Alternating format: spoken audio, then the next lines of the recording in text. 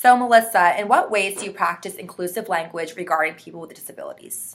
Okay, so in week 5 of our course, we actually discussed person-first language and identity-first language. And I remember coming up to you and telling you, wow, that was a really interesting article because I never really considered the alternative side of person-first language and how it might make someone with a disability feel.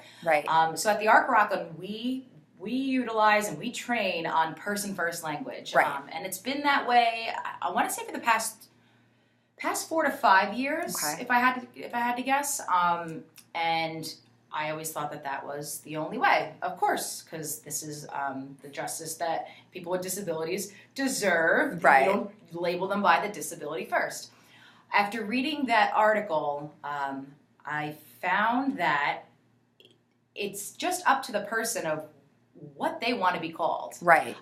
So, for example, if my name is Melissa, but I wanted you to call me Mel, okay, you would respect that and you would call me Mel, you know, regardless if my name is Melissa, because that's what I would like. So for a person with a disability, if they're like, no, you can call me, you know, disabled, and I'm actually not offended by that, as opposed to person with a disability, then you would respect that, because that's what that person wants. And we teach in this program that if that's what the person wants, then they have the right to, everyone has the right to be respected. So that article gave me perspective on going forward. If someone were to ask me, no, I would like for you to actually call me this.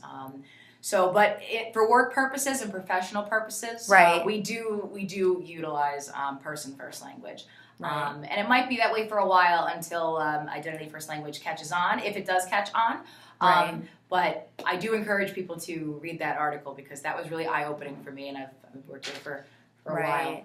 So. Yeah, me too. And I actually also thought of, in our last class, the video by Stella Young, and where she was saying, you know, we as a society treat disability as a bad thing. And so it's kind of almost like we're assuming by using person-first language that their disability is a bad thing, that we have to say, oh, Jane, who have a... So it kind of goes along with what she was saying, that, you know, not every individual, they don't view it as a negative thing at all. It's just a part of who they are.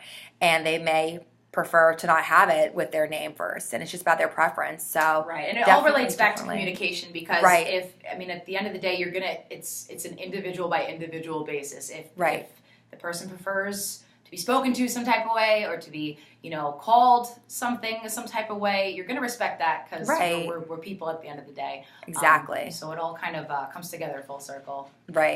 Agreed.